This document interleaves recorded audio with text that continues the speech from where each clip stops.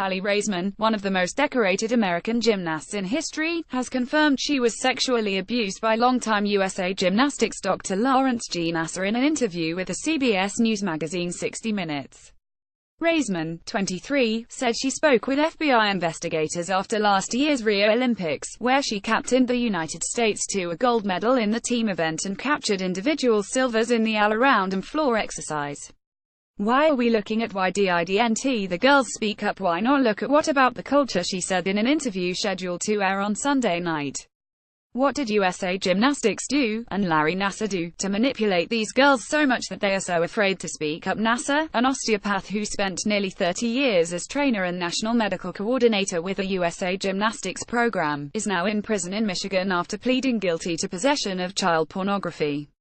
He faces 22 counts of first-degree criminal sexual conduct involving at least 7 victims, in addition to being sued by over 125 women in civil court who claim he sexually assaulted them under the guise of treatment, and could receive a life sentence in prison. Nassar has pleaded not guilty to the assault charges, and the dozens of civil suits filed in Michigan are currently in mediation. Matt Newberg, a defense attorney who has represented Nassar, declined to comment when reached on Friday by The Guardian. Raisman, who started seeing Nassar when she was 15 before rising to fame with 3 medals at the London Games, first addressed the Nassar scandal in an August interview with the Associated Press, describing him as a monster and blasting USA Gymnastics for their mishandling of abuse allegations, but had previously declined to discuss whether she had been treated them properly by the physician, who served as the team's doctor at 4 Olympics. Raisman captained the U.S. team in consecutive Olympics, winning gold medals in the team event both times. Photograph Lawrence Griffiths. Getty Images. Now the Massachusetts native, who details the abuse in a memoir due out this month, is calling for wholesale change. "I am angry," Raisman told 60 Minutes.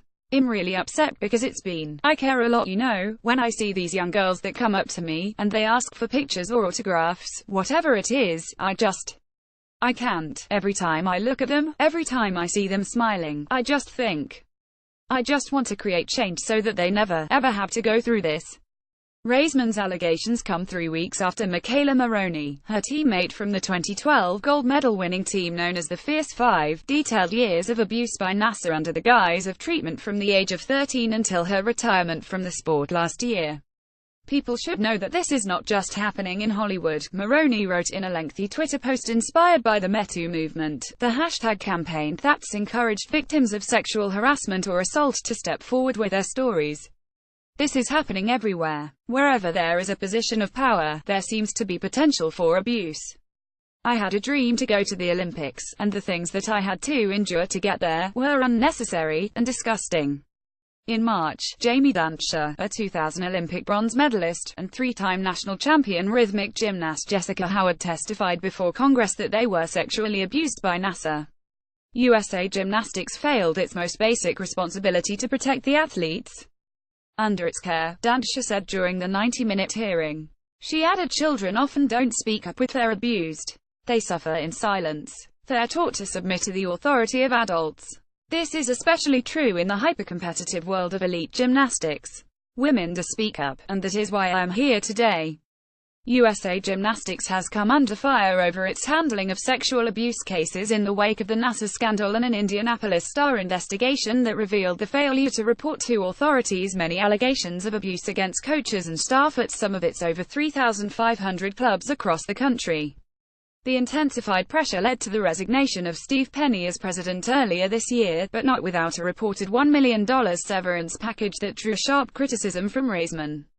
The governing body, which named Kerry Perry as their new president and CEO on Tuesday, has undergone an independent review overseen by former federal prosecutor Deborah Daniels, whose 70 recommendations included mandatory reporting of suspicions of sexual abuse, with gyms facing the withholding of membership for failing to do so.